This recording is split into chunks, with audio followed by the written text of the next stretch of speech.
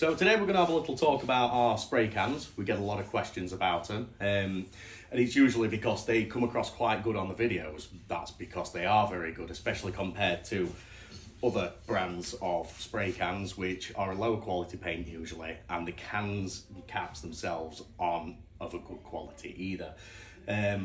So we can show you the actual spray pattern, the amount of paint that comes out of these.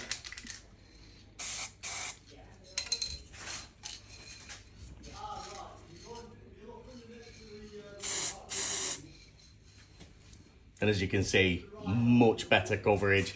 You get much more paint in a wider area. It's much better for painting, because if you're doing it like that, when you're lapping over, you end up with runs because the dispersion is nowhere near as good. So now we're going to show the differences between the two spray cans in a more real world environment on an actual spray across a full surface. I'm going to be using our universal handles that do actually fit on any of them. And the two work pieces are two pieces of aluminium which have been etch primed, which is one of our etch primers in a can, and then overcoated with a white primer just to show the good differences and so that you can see the lap and the build-up of the paint. I'll start from the top left-hand corner, and as we can see, it's got a pencil-thin actual area of attack and where it's landing, and it is much more difficult to get the centres on your laps.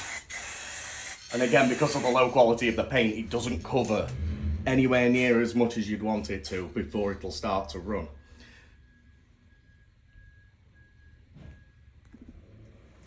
And starting again from the top left-hand corner, but with our, it's a Suzuki Satin Black Metallic, one of the newer colours that we've got in. So I'll start from the top left and we'll see how it goes on. As you can see, a much more even dispersal. And you can see that the power, it actually blows it back because these cans are quite powerful. They bring out some material with them.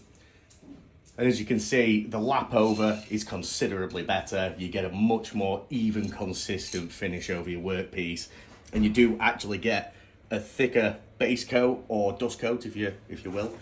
And then it's quite a good flash off time of about 20 minutes, and then it can be overcoated again.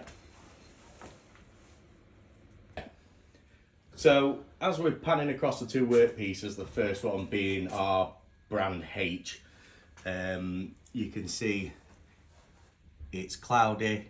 It's not got the coverage that you'd quite want in the same amount of passes, and if I'm quite honest, it's got quite a solvent smell to it as well, which our coach enamels don't smell anywhere near as bad. And if we pan across to the one on the left, which is our coach, it looks absolutely stunning after one good pass in a nice black metallic.